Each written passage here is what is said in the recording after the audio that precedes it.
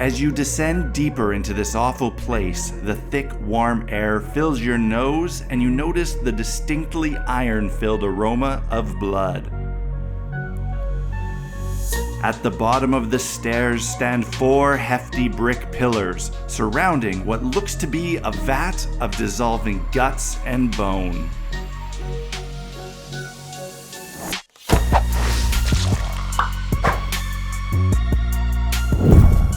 Hey guys, welcome back to Black Magic Craft. Today I'm going to build some dungeon terrain. When I did my last Q&A video, I'll link it up there, I got asked about the pieces of terrain I use most often, and high on that list were my basic pillars. If you missed that video, check it out. It's one of my best projects. It's great for beginners and you will get so much use out of that build.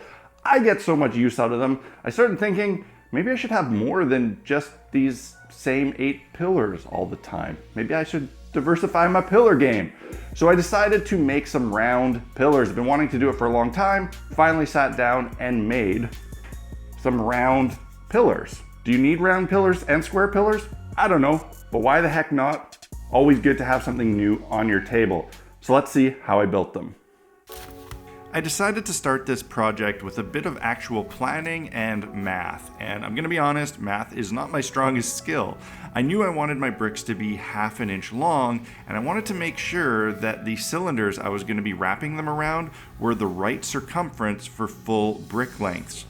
I did some sloppy math to come to the conclusion that my cylinders should have a circumference of 4 inches, meaning that I'd need to make them with a diameter of about 1.25 inches. This worked out mostly okay later, mostly. Knowing I needed a bunch of cylinders at this diameter, I broke out my PROXXON HOTWIRE table and my circle cutting jig from shiftinglands.com, and I began cutting some circles with a 4-inch circumference. Because I used 1.5 inch thick insulation foam for these circles, 2 of them stacked on top of each other would give me pillars that were exactly 3 inches tall, which is a nice height for gameplay. I next started making my bricks. I did this by making strips that were 1/4 inch by about 1/8 inch thick. I intentionally made some variation in the thickness so that I would have different projections once they were applied to the cylinders. And I know what some of you are thinking. Why did I go through the trouble of making inner circles and individual bricks to attach to them? Couldn't I just use the same method of layered pieces with grooves cut as grout lines like I did in the basic pillar video? And well, the answer is yes, absolutely. I could have done that. It would have worked great, it probably would have been easier, and it might even have looked better. But I like changing things up so I don't get bored while I'm building, and let's be realistic, if I had done that, then it would be the same video as last time, but with circles instead of squares. Once I had all of my individual bricks cut, I used the rock tumbler method I showed in a previous episode to round the edges and give the bricks some texture. After that, it was a simple matter of hot gluing the cylinders together and applying the bricks. I used hot glue for this instead of tacky glue. Because they were bending around a curve, I needed a glue that would instantly hold them in place, and tacky glue just isn't fast enough for that. As I said before, my math and planning kind of worked out. Some rows worked out to be perfect full brick lengths, and some needed partial bricks cut in to fill extra gaps. I mean, oh well, some variation in the looks is okay, and this is the reason I rarely try to plan stuff like this out in advance, because often it's futile and doesn't really work out, and you'll have better results if you just improvise as you go. Because these were cylinders, I was able to roll them after the bricks were applied to make sure the bricks really properly followed the curve.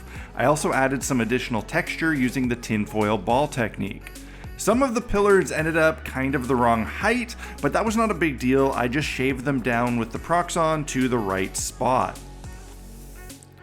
To give these a bit of weight at the bottom end, I inserted a large screw into each of them.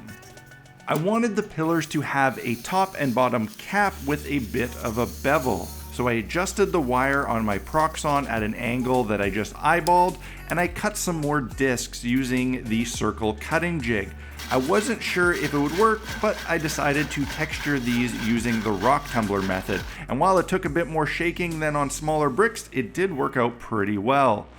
I glued these to the top and bottom of each pillar. The circle jig leaves a small nail hole in the center of the circles, so I hid that by adding some cracks to the pieces, which also served to make them look a little bit more decrepit.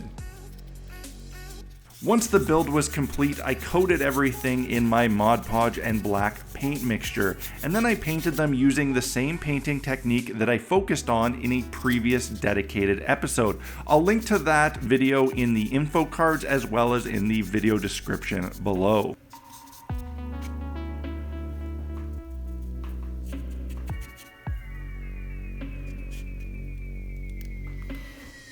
Because it was miserable and raining outside, I opted to save the clear coating step for another day. You really don't want to be spraying clear coat when there's high humidity, as it can cause problems during curing.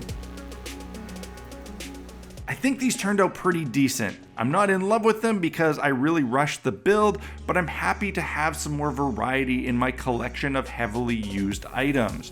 If you want to pick up any of the tools and supplies that I use in my builds, head over to blackmagiccraft.ca. There I have my essential equipment store with affiliate links to all of the things that I use and recommend. Purchasing through those links gives me a small commission that helps fund the production of these videos. The other way you can help fund these videos and ensure that I'm able to keep making them each and every week is by supporting Blackmagic Craft on Patreon. Check it out. I'd love to have you as the newest member of the Blackmagic Craft Fellowship. There you go, guys. A pretty straightforward and useful build. I hope you guys found this video enjoyable and inspiring. If you did, hit that like button and let me know in the comments section below. If you're new here, don't forget to hit subscribe and check out all my back catalog of other cool terrain building videos. That's it for this week, guys. I will see you again next week. Cheers.